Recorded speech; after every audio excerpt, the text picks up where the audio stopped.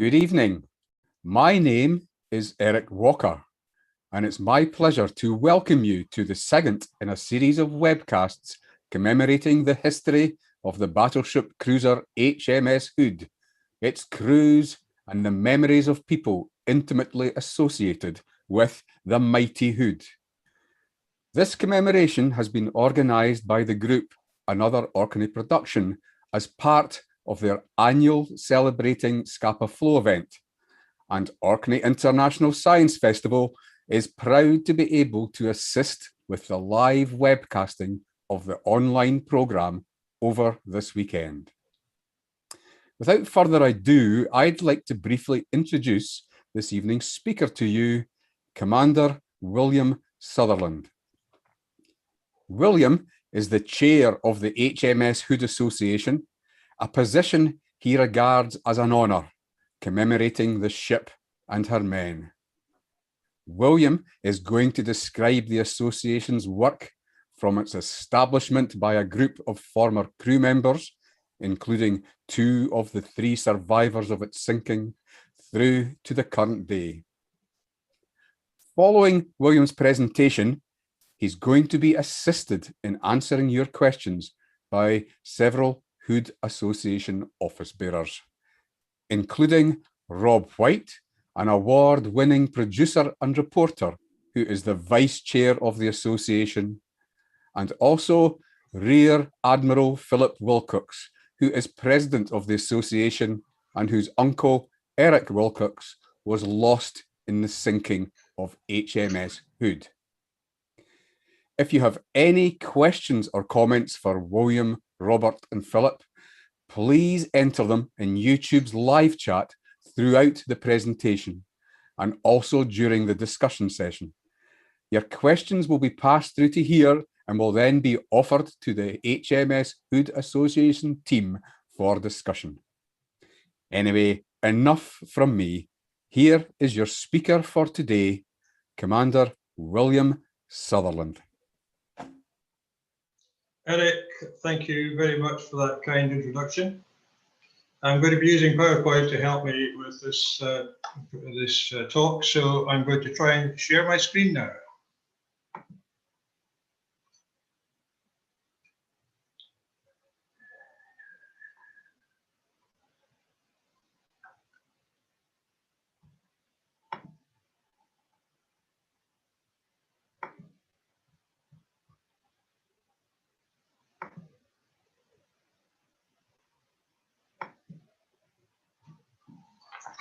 I hope everyone can see that. That's the crest of HMS Hood, a chuff from Cornwall, a member of the Crow family, with a naval crown atop it. My talk this evening, I'm William Sutherland, as has been said, and I'm the chairman of the Hood Association. I'm going to be talking about the association which bears the name of the ship HMS Hood, and has done so for more than 40 years.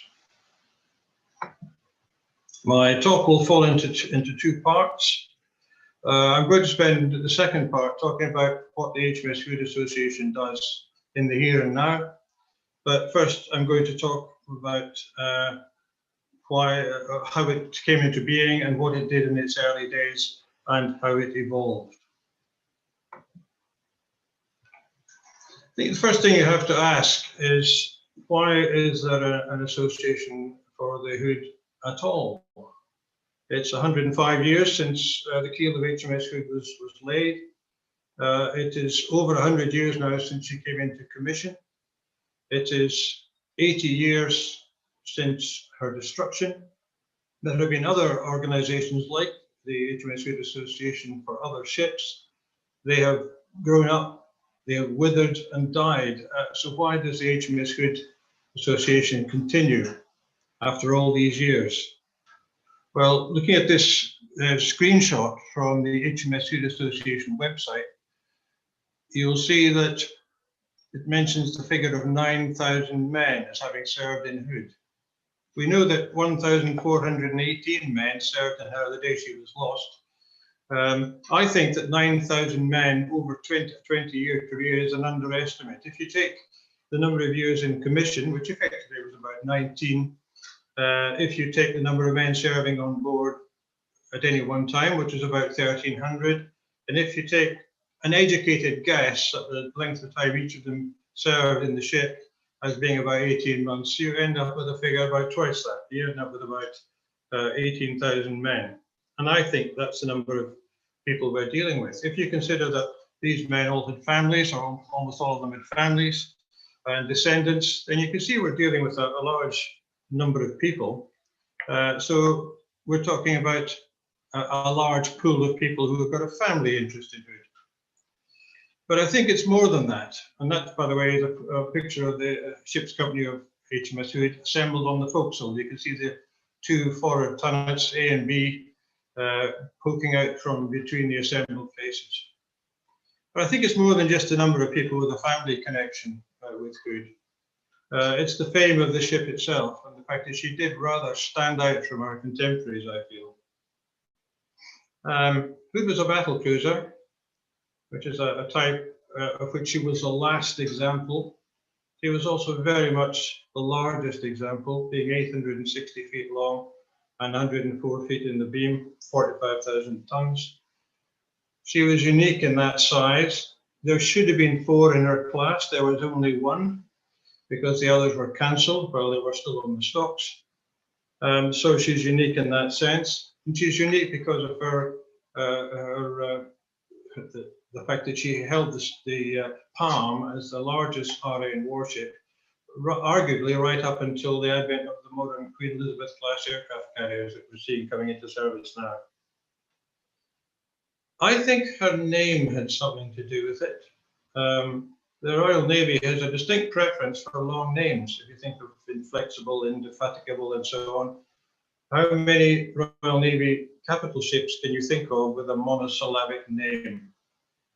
I can think of HMS Howe, but apart from that, it's pretty difficult. So I think the fact that her name has that brevity has something to do with it, to make it stick in the mind, and also the fact, of course, that ultimately it was a name which was tinged with tragedy because of the sad fate that she suffered. The association began many years ago, back in the 1950s and 60s, with small groups of veterans of Hood just getting together for a beer. It tended to happen, I think, in the south of England, where most of them were resident, because Hood had been home ported in first Plymouth for 10 years and then Portsmouth for 10 years. We know that the initial meetings tended to congregate around Weymouth, and it wasn't until 1975 that there began to be some degree of formality about the HMS Hood Association. The person who we believe brought this about was a gentleman called Fred White.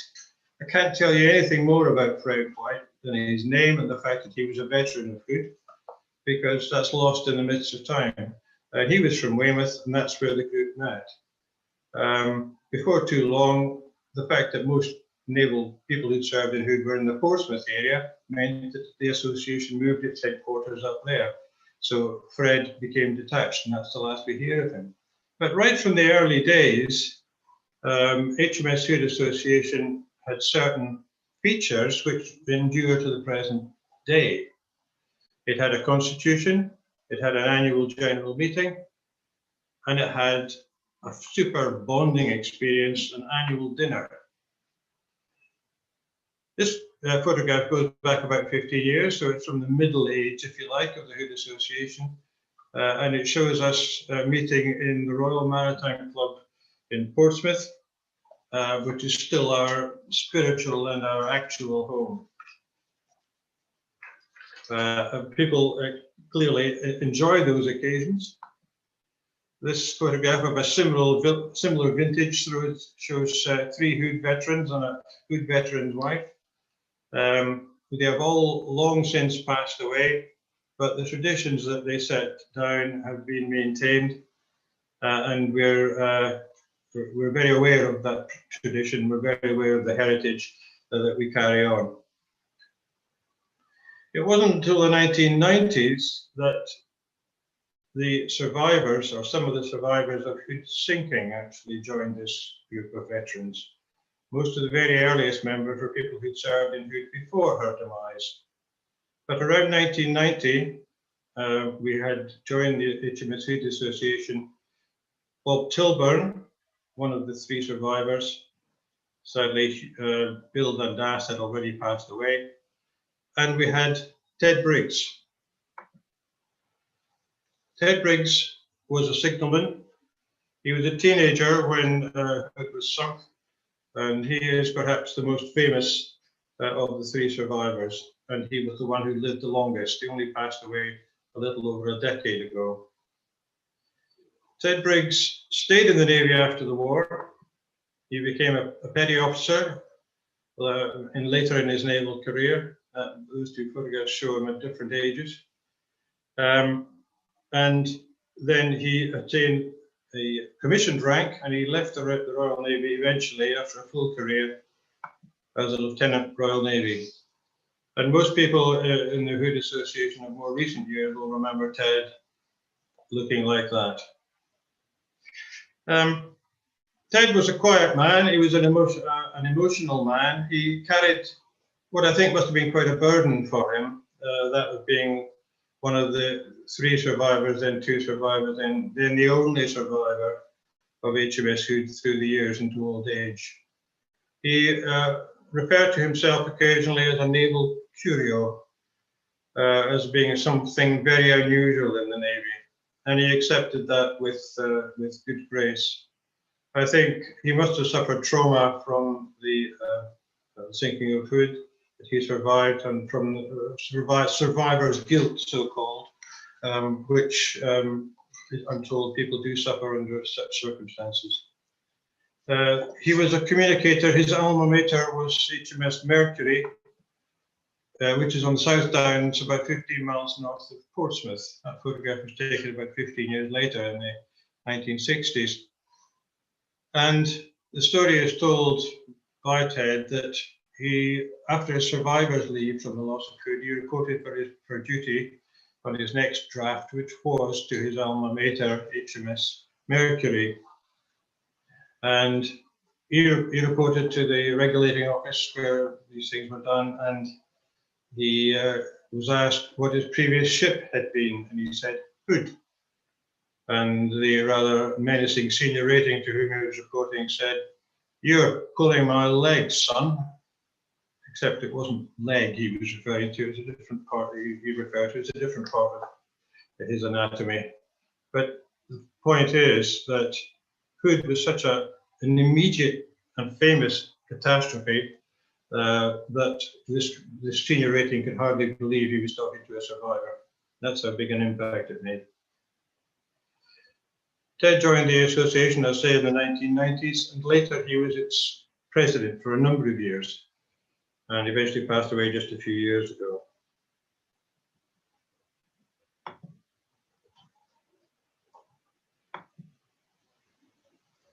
There came a changing of the guard, of course. Over the years, the association is bound to have changed characteristics.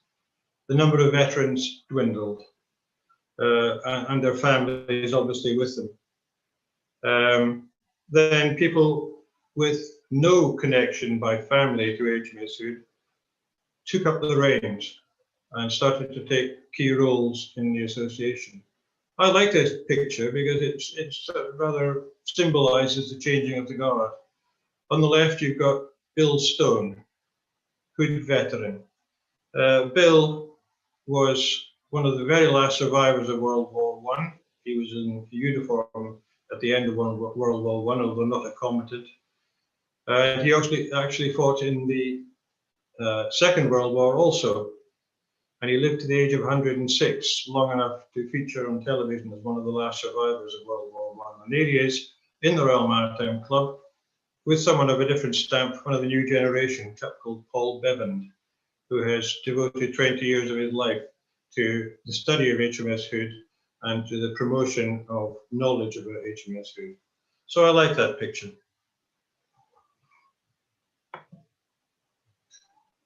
In recent years, the association has grown. By the way, that picture shows HMS Hood not that far from here, in the Cromarty Firth on a very calm day. That photograph was taken in 1932. By 2015, the association had grown to the extent that it had 250 members, which is more than it had ever had before. We had a patron who took an active interest. That's Lord Hood, Henry Hood, Viscount Hood, who is our patron and is a very supportive patron indeed. He comes to virtually all of our association dinners, or his members of his family do, and sometimes both.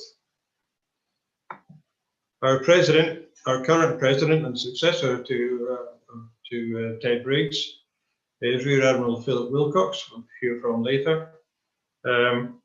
His uncle, who's called Eric, was an able seaman serving in HMS Hood who lost his life on the 24th of May, 1941. We have an association which in those days, 2015, charged just £7.50 for membership. And membership was open to anyone. It wasn't confined to people with a direct connection to Hood in any way. If you were interested in Hood, you could, and you still can, join the association. And in 2015, the annual fee was £7.50. And at that stage, we had £25,000 in the bank. It just sort of accumulated over the years without anyone, I think, even noticing. By that stage, it was £100 in the bank for every member. So that's a considerable amount of money. I think an accountant would say that's an excessive amount of money for an organisation of that size. But that was just about to change. Because in 2016 came the first of a series of anniversaries that the HMS Hood Association commemorated or marked. It was a series of anniversaries relating to Hood's construction. 2016 saw the centenary of the laying of her keel. 2018 saw the centenary of her launch. 2020 saw the centenary of her commissioning. And 2021 saw the 80th anniversary of her destruction. Hood, as I suspect people know, was built on the Clyde in the shipyard of John Brown and Company. That's on the north bank of the Clyde. The Clyde is to the top right of the screen, far bank. Keep your eye on that far bank because the picture is about to change. And there you can see the exact same spot on which John Brown's yard once stood. It's a sign of how Scotland's employment landscape has changed, if you like, because that is West College, Scotland, which is where we, with whom we have an affiliation, more of that later, and where we held an event to commemorate the centenary in 2016 on the 1st of September. Exactly 100 years after the laying of the keel. We had a distinguished speaker that day, from whom we'll hear later this weekend. That's Ian Johnston, a world-renowned authority on the construction of warships, particularly Clyde-built ships, and the author of a number of books on the subject. In addition to our president being there that day, delegates included our then chairman, my predecessor, Commander Keith Evans, Royal Navy. He was 98 years old at the time, and despite great infirmity, he slogged north to Clydebank from his home in Surrey on his own on the train. Vice Presidents David Merence, of whom we'll hear also this weekend, and Rob White, who's here already, both speakers this weekend. They gave a presentation about the recovery of Hood's Bell. A number of committee members also made the trip from England up to Scotland. We had a number of distinguished guests that day. MPs, MSPs were invited, diplomatic representatives of foreign countries involved in the Hood story, that included France, There were French ratings on board, included Poland. There were Polish ratings on board. And there were also representatives in uniform from Canada, which we were very pleased to see, because 17 of Hoods lost were from what is now Canada, although all of them but one were from Newfoundland, which was then not part of Canada. So we had all these foreign representations, representatives and senior people attending that excellent day in West College, Scotland, and we had 150 people in total. You may notice in that photograph our president on the left. Mrs. Cumberford is the principal of the college. We have veterans Alec Kellaway, a former stoker who served in Hood. We have Keith Evans that I mentioned. We have a brass plaque, by the way, which, believe it or not, was manufactured as far away as Australia. We have Rear Admiral Beaverstock. But I'd like you to notice particularly the people around the sides. We have sea cadets, as you'd expect, because we are a nautical organisation. But we also have representatives from students from West College, Scotland, who are studying part-time there, and also employees of BAE Systems on the Clyde, who make warships, and Ferguson Marine, who manufacture other kinds of vessels. So altogether, a very impressive and successful day, we felt. We got publicity on BBC radio and TV. I beg your pardon, it was STV covered this on television, and wide coverage in the newspapers as well. The only part of John Brown still surviving is the crane, the Titan crane. And here we have a picture which symbolises the fact that HMS Hood looks forward as well as back. The two veterans, Keith and Alex, both now sadly passed away, and a young gentleman who has taken a long-term interest in Hood, getting to meet his heroes at last. So that was a very successful day. And a couple of weeks later, we did something the same thing in London. That ship there is the headquarters ship of the Honourable Company of Master Mariners. It's called HQS Wellington, a former Second World War Royal Navy sloop, now very well fitted out for public events such as ours. Our speaker that day was Professor Eric Grove, famous naval historian.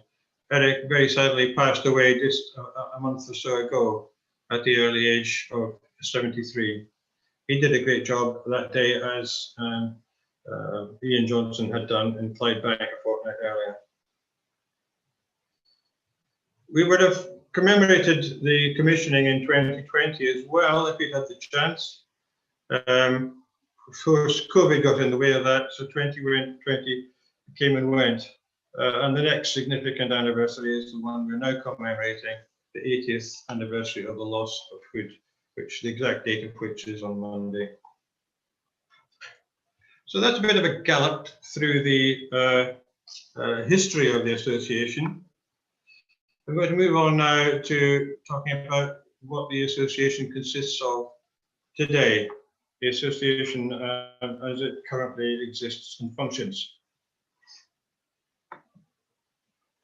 Our membership has gone up. We found that after those 2016 and 2018 events, our membership pretty well doubled. It didn't quite reach 500, but it nearly got there.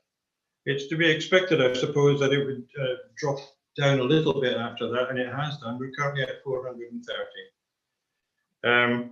But that's for an organisation of our type, that is a large number of people. And we are now no longer based even in Britain, never mind the south of England. We're a worldwide organisation.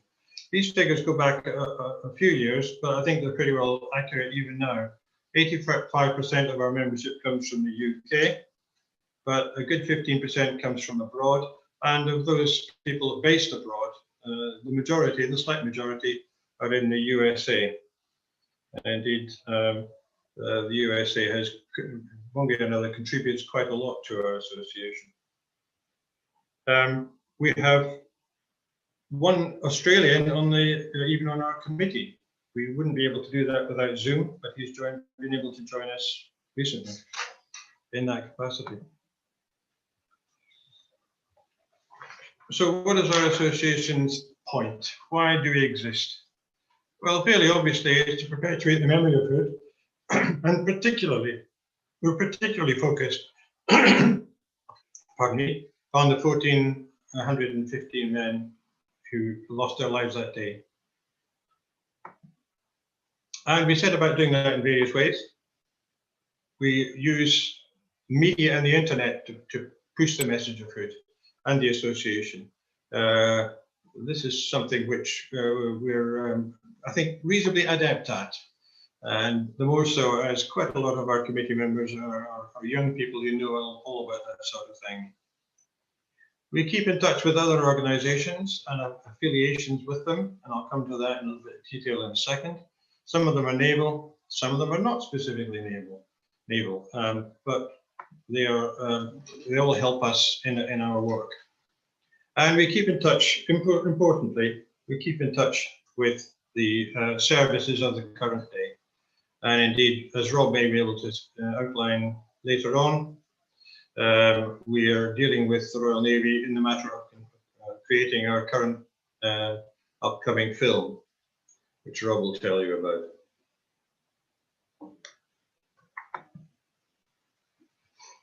And how do we do that? Well, what we get on with is we reinforce our membership by meeting. It's difficult as a worldwide organisation. You're never going to get 430 people in the same room. But we do try to get together. We offer all our membership the chance to get together. And people, believe it or not, do come from abroad to our annual activities. An annual general meeting, a dinner in the Royal Maritime Club in Portsmouth, a church service the next day in the Royal Naval Base. And 6 months later, in November, we have a ceremony at South Sea War Memorial.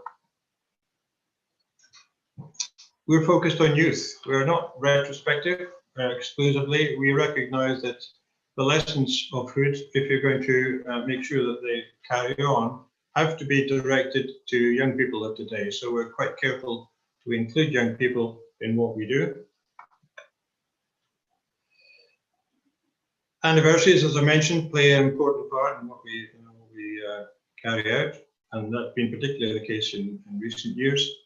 What's going to happen in the next couple of years will be a centenary for Hood's circumnavigation called the Empire Cruise, which took place in 1923. So in 2023, I expect we will mark that occasion. We carry out modest commercial activities. We sell a few things on our website. Unfortunately, the committee member who's been in charge of that has been seriously ill for a year, so that's kind of been at a standstill. But we have a new committee member now taking up that task, and we expect that to be rejuvenated. We do the sales, obviously, through our website. And perhaps one of the most important things we do is we continue to research the history of HMS Hood and our men. Our website is a major weapon in that regard, and I'll talk about that quite a bit later and give you a little bit of demonstration of what the website does.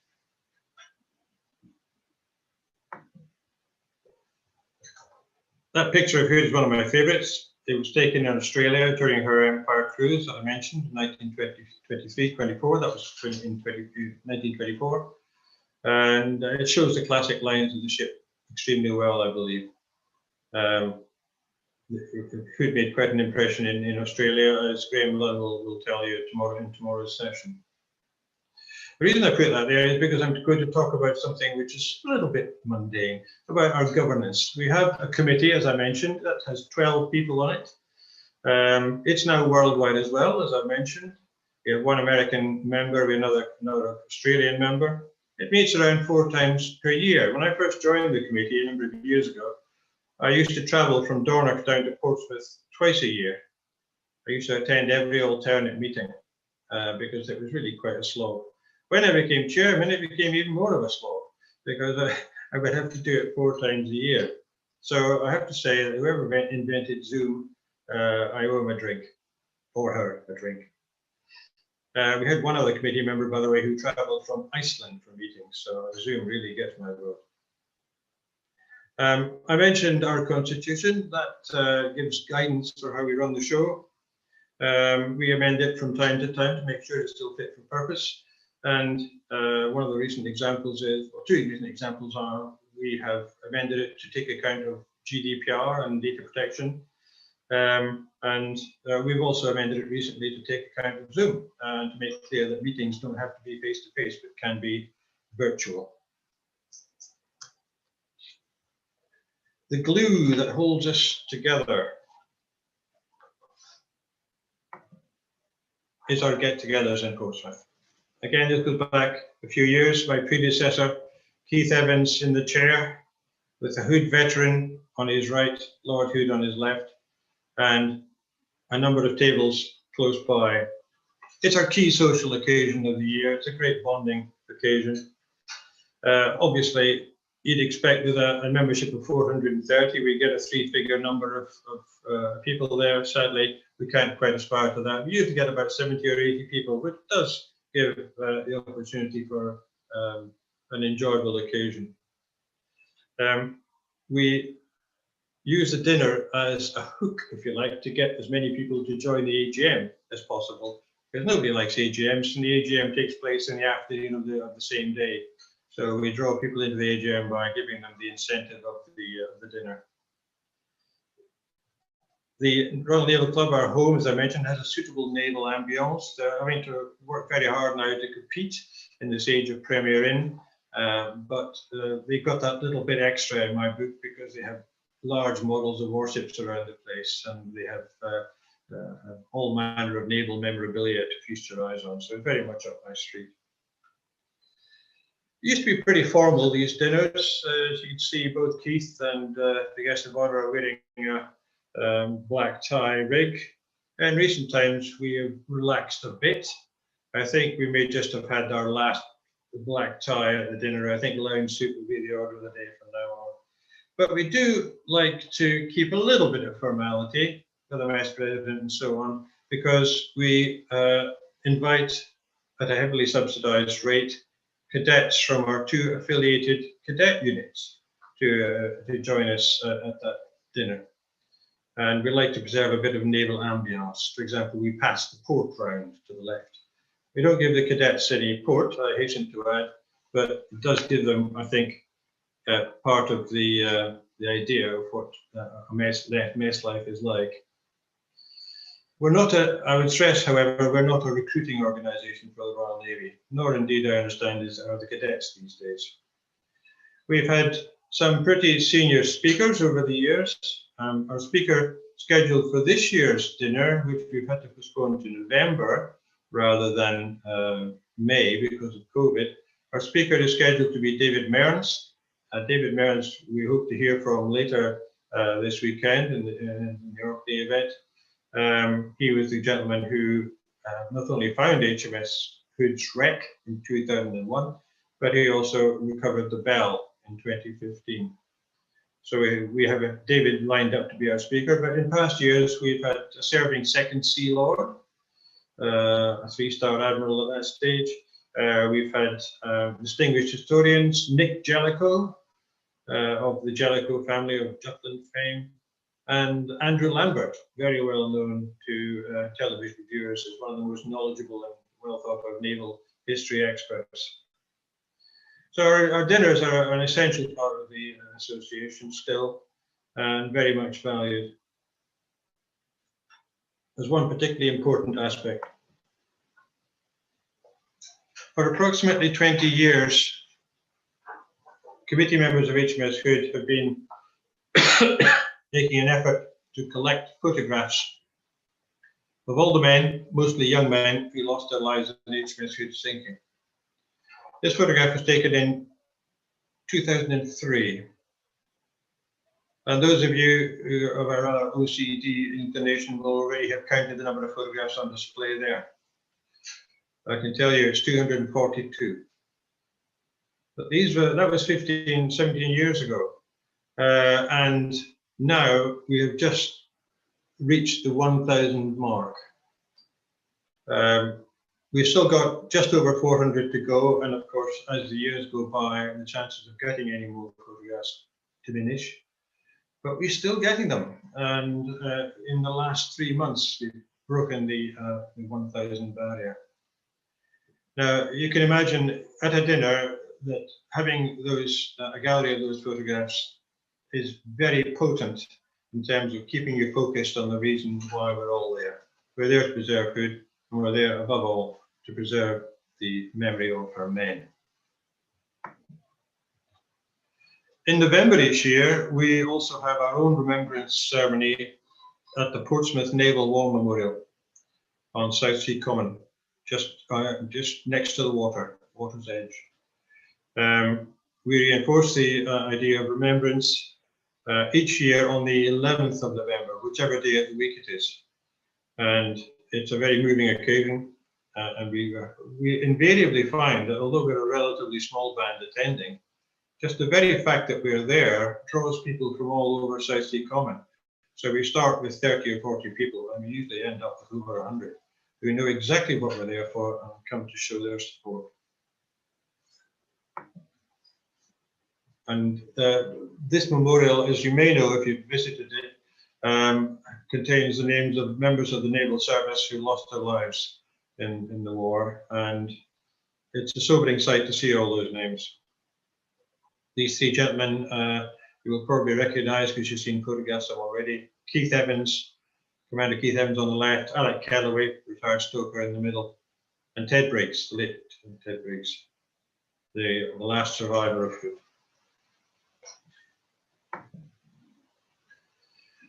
HMS Hood doesn't carry the message alone. We have affiliations, we have people we deal with who we employ, if you like, as a force multiplier.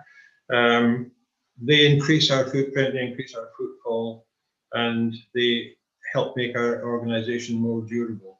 This is the Church of St John the Baptist. It's in Boulder in southwest Hampshire in the New Forest, and we have an affiliation with that church going back to the very earliest days of the association. Why that church, you may well ask? Well, that's because it was the family church of Vice Admiral Lancelot Holland, who was a senior officer in Hood, after commanding that group, and who lost his life in Hood sinking. Not long after his death, his widow set up a shrine, really, to Hood in that church. And to this day, there's a large model of Hood. There are mementos, there's a sailor's cap, there are various other pieces of memorabilia, and the Boulder Church are a most faithful and supportive member of our family of affiliates.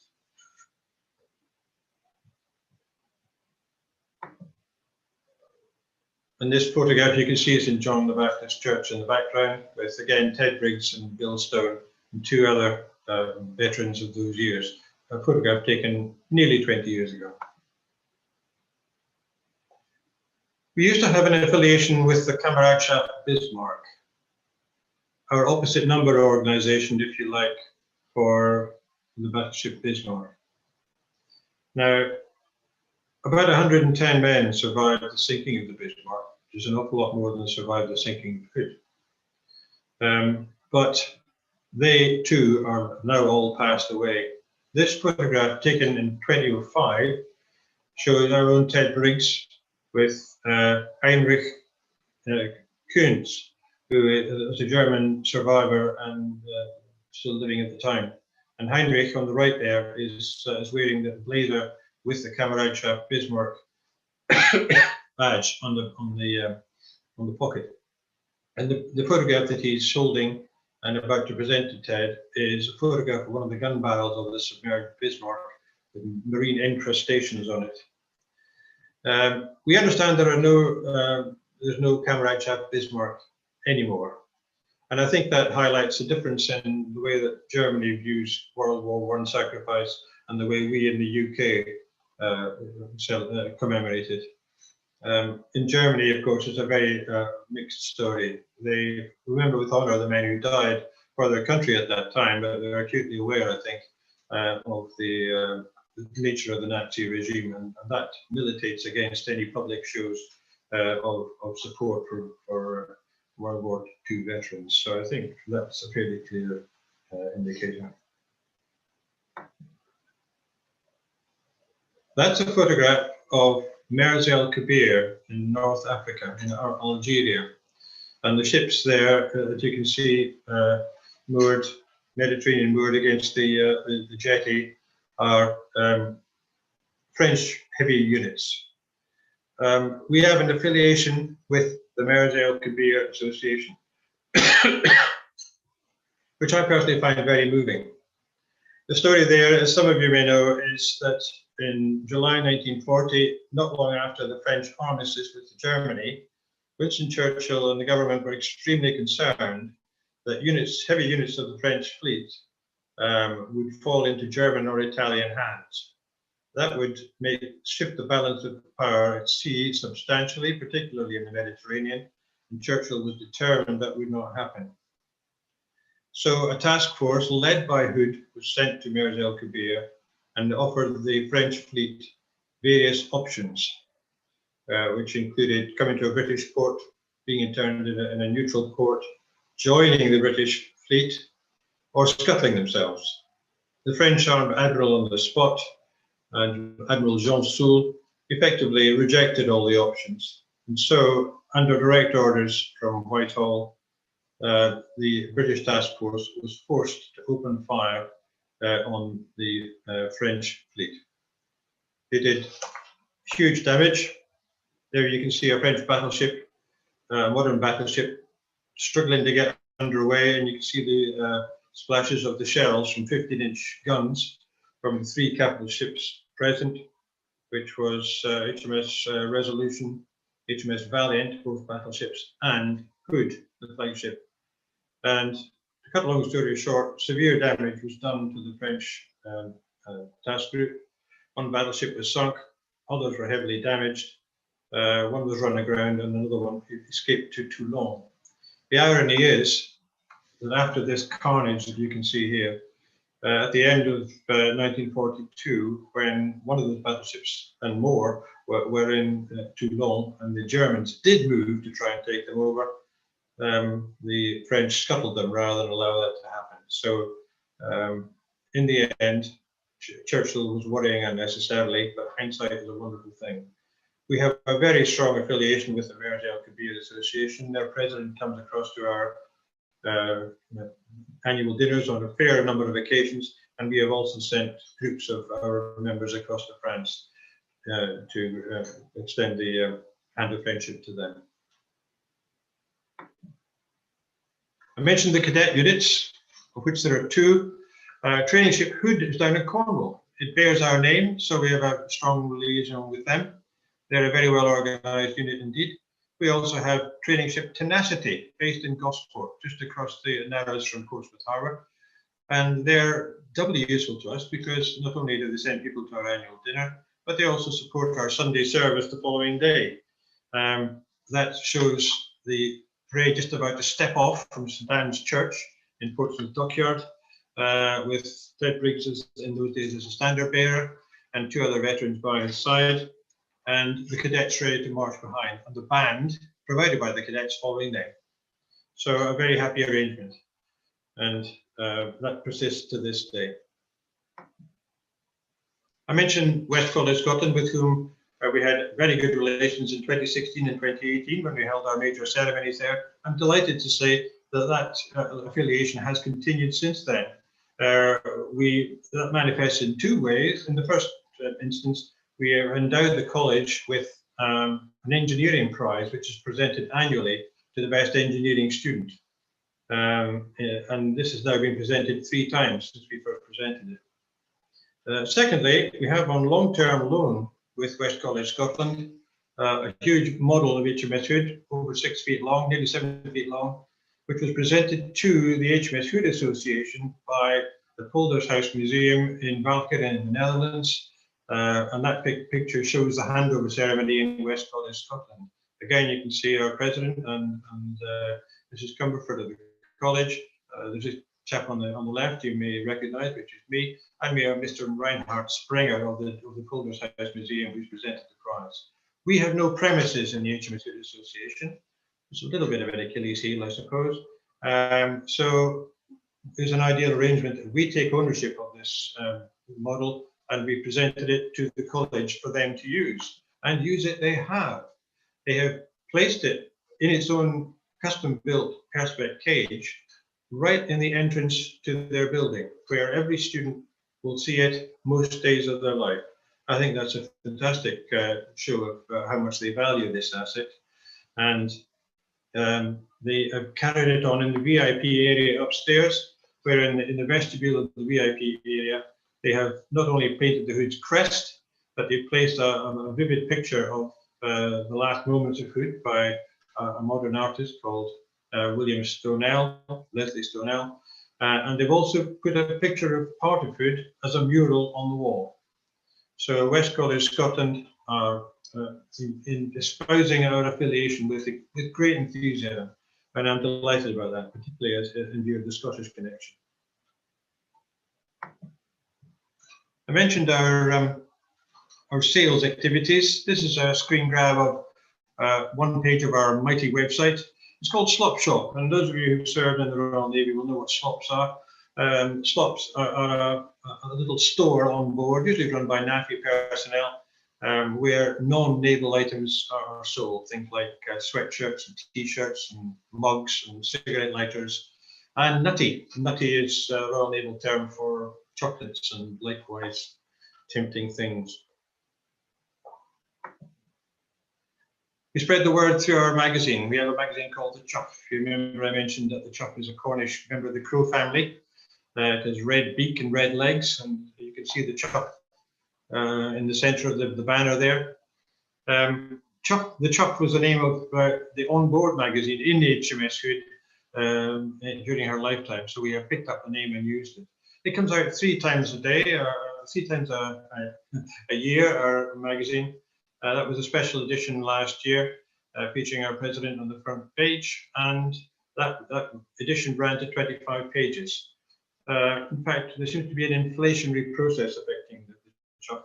It's getting bigger and bigger. We also make films, and for this we are exclusively indebted to Rob White, from whom you'll be hearing shortly. Rob is a film producer of great high caliber and wide reputation.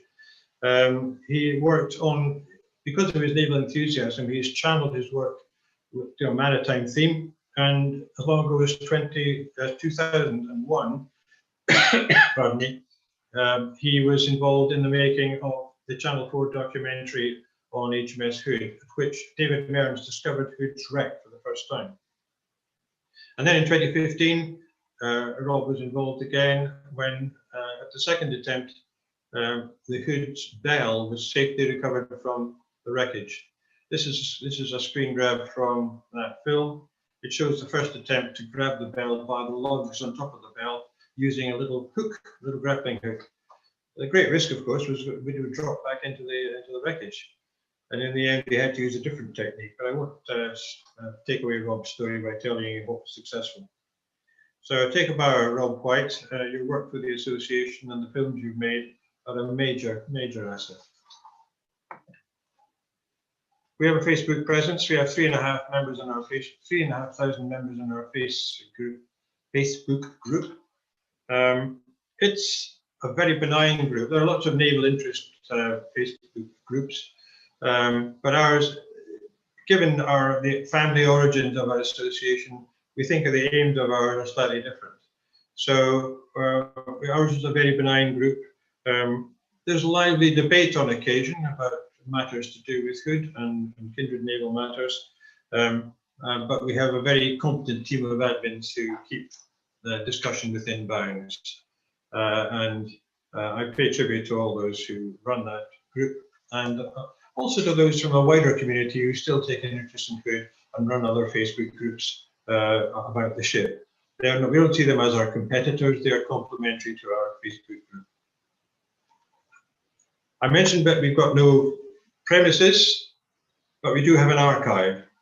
The archive being built up from a number of years and is now a considerable size. This gentleman here, who is our committee member Barry Roberts, very recently retired from his job as a captain in the Merchant Navy, a Merchant Navy Master. So we're expecting to get even better value out of him because he's got loads of time now to devote to Hood. And he is our archivist. And he's been throwing himself into that with particular zeal since he retired. He's a major asset. The website. This looks at this very convivial shot. Shows the two gentlemen. They probably wouldn't thank me for showing this. Gives entirely the wrong impression. But these two gentlemen are the men who set up and run our website. They are on the left, Paul Bevan from Worcester, and on the right, Frank Allen from New Jersey, United States, enjoying a convivial jar before the annual get-together in Portsmouth. And Paul and Frank have set up the website, which is, I think, second to none in terms of its detail and its volume and its capability. I'm now going to change from the PowerPoint presentation and take you on a short tour of the website which they have set up. Just a flavour. If you've got a few hours to spare, you could explore it for yourself. Just bear with me.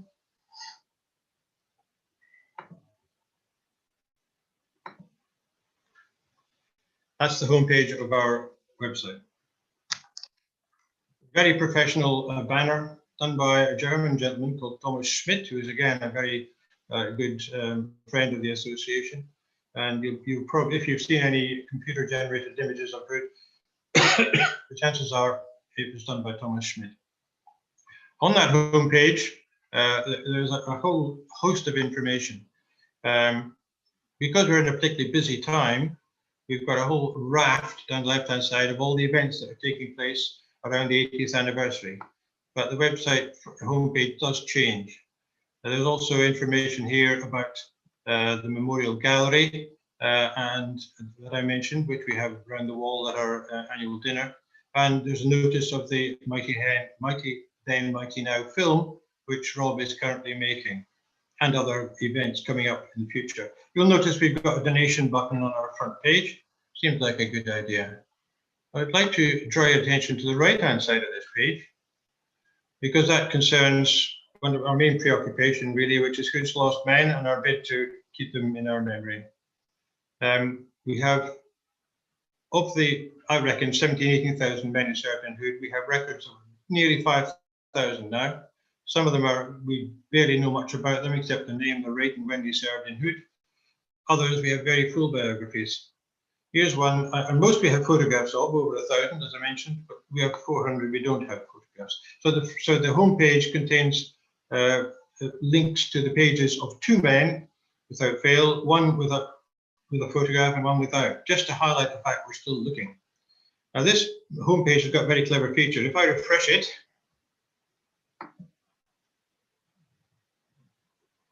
the ratings change. In other words, we got a different man thrown up as the person to follow. A very sophisticated feature. Along the top, we've got a number of drop-down menus. So you can see how we're getting into a situation where we have thousands of pages. You can find out about our history, what we do.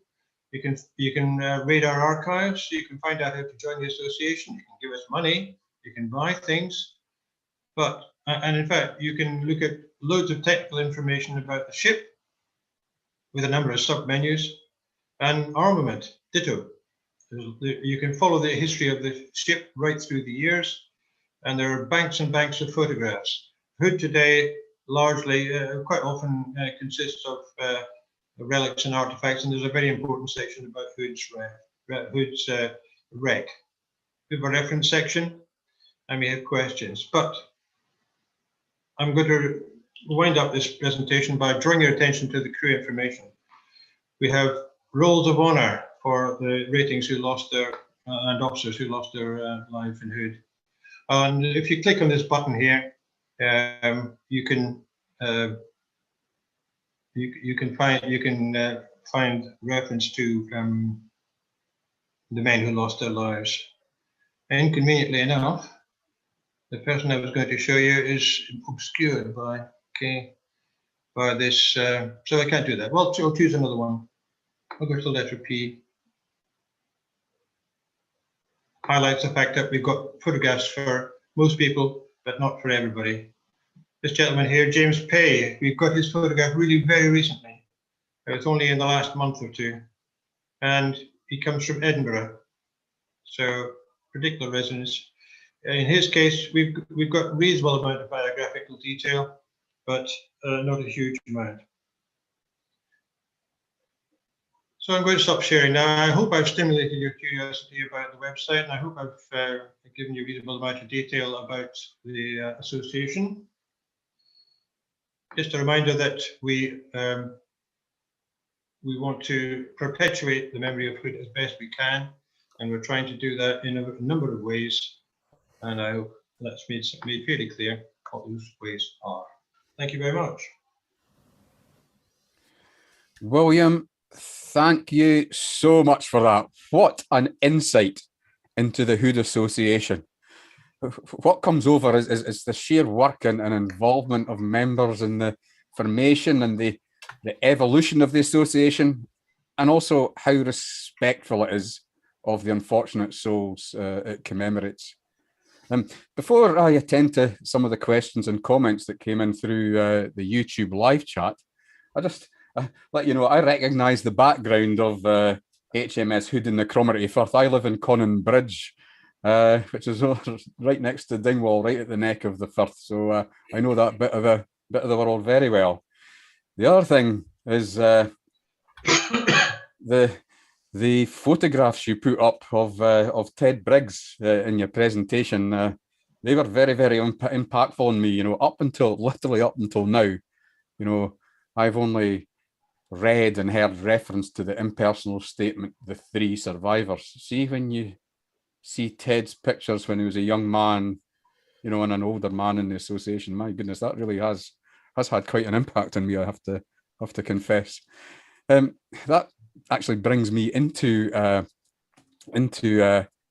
the question and answer, one that relates to it. And one was from a viewer on YouTube who asks, how far was it possible to ask those very few survivors of Hood's loss about what actually happened, you know, what details, or was the shock so great that it was something very hard for them to talk about? Can I jump in there and answer that? Because the first documentary about HMS Hood I made took the veterans back to near the site of the sinking, courtesy of the wonderful Royal Danish Navy, and they treated us magnificently. And the centerpiece of that was a service of remembrance on the flight deck of Her Danish Majesty's ship Triton, a patrol craft, a substantial corvette we would call it, on the waters of the Denmark Strait. What was interesting was that the veterans we took with us found that they were remembering people they hadn't thought about for a long time when they had the service. We also had Joanna Warren with us, who was 3 when her father, the squadron navigating officer, Commander Warren, was lost, representing the widows and families. And all of them felt that they were brought back to that actual moment. If you then go forward to 2001, when we were able to bring Ted Briggs, the sole remaining survivor of the sinking, he was an 18-year-old signalman in 1941, to the site of the sinking again, courtesy of the extraordinary wreck finder David Merence, who you're going to hear from tomorrow, who is an absolutely remarkable individual with a scintillating record of this, but also extremely modest, so don't expect him to big himself up. When Ted was able to release the plaque, which was a bronze plaque, as you would expect, but on it there was a plexiglass pressurized dome. Within that was a CD with the names carefully inscribed of all the members of Hood lost in the sinking. We did the same for Battleship Bismarck as well on the site of her sinking. He said that for 60 years he had absorbed this punishment, really, of losing all his friends and everything around him, and this helped him with coming to terms with that. So I think this really did genuinely help. One of the wonderful things about the association is how open it is. Will has described that beautifully, that anyone can join. If you're interested, come and join us. It's not expensive. We're a very friendly organisation, and the website, organised by Paul Bevand and Frank Allen, is absolutely startlingly good. It really is extraordinary, the wealth of detail which they've got in it and which they're continuing to build. So all of that helps a sense of reconciliation with this very traumatic event, affecting not only the crew themselves primarily, of course, but also their families and those connected with them. Yeah. Actually, you referred to the website and the detail, the work that went into it. I did some research last night, and it was the classic where I went on intending on to be on for half an hour. The next thing I knew, it was 2 a.m. Yes. It's a wonderful website. I'll tell you something that struck me, and this would be interesting to possibly Philip can help answer this as well. I noticed that there were a significant number of boy sailors referred to now. I remember this struck me as well about the Ark Royal when they were going through the casualties and things. There was boy sailors and boy sailors first class. I'm not sure of the difference in rating with that. Were they all volunteers? I'm sure you don't conscript young lads in the war. Can somebody give me a wee bit of background on the boy sailors of HMS Hood? To answer your question, they were all volunteers. No one under 18 was ever conscripted into any of the armed forces. They might have lied about their age, but they weren't conscripted. Of the 1,415 who were killed on board, 77 were under 18, 17 were under 17. The youngest was 16 and 4 months. But Hood wasn't unique. Those of you who live around Scapa Flow will know about Royal Oak. A substantial proportion of those killed on board Royal Oak when she was sunk in Scapa were boy seamen. There was a very poignant service not so long ago in the cathedral in Portsmouth, where a plaque was dedicated to all of the boy seamen killed in the Royal Navy during the Second World War. So it was. In fact, I was talking to a journalist early this morning from the Portsmouth News about boy seamen who were killed on board. My uncle was only 19. I put it in context. My uncle was 19. So you talk about 77 under 18, but there were a lot of 19 and 20-year-old people. But it's useful is the wrong word, but it's a link into young adults of today, young teenagers of today, to remind them. William was talking about apprentices and youngsters at the college in the Clydebank. When we were up there, a number of them were commented to them. A number of them are the same age as those who were killed on board Hood.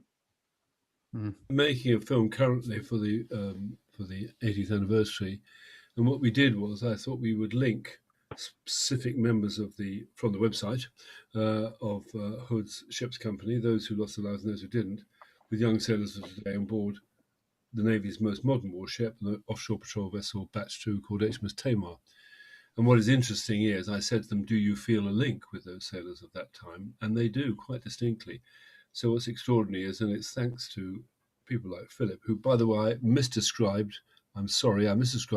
Viscount Hood as president. He's, of course, patron. I do apologise, Phil. Slip of the tongue there. I'll let you off. Okay, thank you. Got away with that. I'm glad. I would love to have served under him. I would gladly take orders from Phil because he's a thoroughly good guy. But the thing is, what's interesting is they do feel that sense of kinship, that sense of a link with the young people of that day. This is the purpose of the film, and it will be in the film. And what's interesting is people find it very hard to believe. I remember Eric Grove, who sadly has died, he stopped arguing in the end because a gentleman came to our dinner, this was some years ago, and insisted that Hood would never have had boy sailors on board. Absolutely ridiculous. Couldn't have happened. And finally, Eric gave up because this chap, having had a wee brandy or two too many, was not to be persuaded. But it's extraordinary to think how they volunteered for that. And of course, Ted himself having seen Hood when she appeared off where he was living then in the northeast, formed up the next day to the Royal Naval Recruiting Office. I think he was 14. I'll be correct on this. And they said, yeah, that's fine, lad, but you need to come back in a couple of years' time. So they did start very, very early. And I think we're proud to do so. We have a veteran who, by the way, was a boy sailor on board Hood in 35-37, Victor Osborne. He's now 102 years old. Will has done wonderful work in finding him through friends in Canada. And he says that there was quite a rough life for a boy sailor on board HMS Hood. But I think in those days, that was quite normal. You kind of earned your spurs by putting up with some pretty rough conditions. I don't mean cruel or anything like that, but not exactly comfortable. But there they were, and they did serve, and they were an important part of the crew. Cool. A related question came in actually through YouTube was, the men who were lost, were they from across, widespread across the UK in general, or was there a particular area which felt this loss more than others? Will, what do you think? I think that there would be a slight preponderance of ratings who came from within striking distance of the Royal Naval towns. Probably Devonport and Portsmouth would predominate, because Hood was first a Devonport ship, and then more particularly a Portsmouth ship in the years leading up to the war and during the war. And because there is a demonstrable link of people serving in families, one generation after the other in the Royal Navy, there wouldn't have been such a preponderance. I mentioned a few minutes ago there was no one from Sutherland that I discovered. Well, that's only because Sutherland is such a low population. We've only got 13,000 people in the whole county. But I do know that there were men from the Outer Hebrides who died in Hood, and that is to be expected because the Outer Hebrides do have such a strong seafaring, specifically fishing tradition. People would join branches of the naval service in strong numbers from the Outer Hebrides, although most of them served in small vessels which had been taken up for duties around the UK coast. There were one or two Hebrideans in Hood when she went down. There is a focus, and I think this is where Phil knows far more about this than I do, having been a commanding officer on a number of ships, and I'm going to make him blush now, an extremely successful one. You do tend to see recruitment from areas which are hard-pressed economically. This is true of the Army too, and that we see with Hood. Was that the case with you, Phil, when you were commanding at the various ships you commanded, that you tended to see people from South Shields? Not so much from areas. I mean, I've just been on the website that William was talking about as Eric was speaking. There's one sailor killed on board from the Shetlands, no one from Orkney, but one from who was born in the Shetlands. And if you look at the number of Scottish counties, most of them, Sutherland excepted, have got a representative who was killed on board at the time. I mean, I think what certainly throughout my time in the career, what we've found is that when the economy is going very well, it's very difficult to recruit. When the economy is not doing so well, it is actually quite easy to recruit. And so during the period of the 1930s, when the economic downturn was there, I suspect for all of the armed forces, it was relatively easy to recruit. I mean, my father was one of three brothers who joined the Royal Navy, effectively as boy seamen at Ganges. My dad was 15 when he joined at Ganges, 16 when he first went to sea. Eric joined at the age of 17, and his only ship was Hood. So I think it's horses for courses. And you would think that Hood being a Portsmouth-based ship, there'd be a lot from Portsmouth, but I prep work for talking to Portsmouth News this morning. Of the 1,415, there are only 270 odd who are from the Portsmouth area.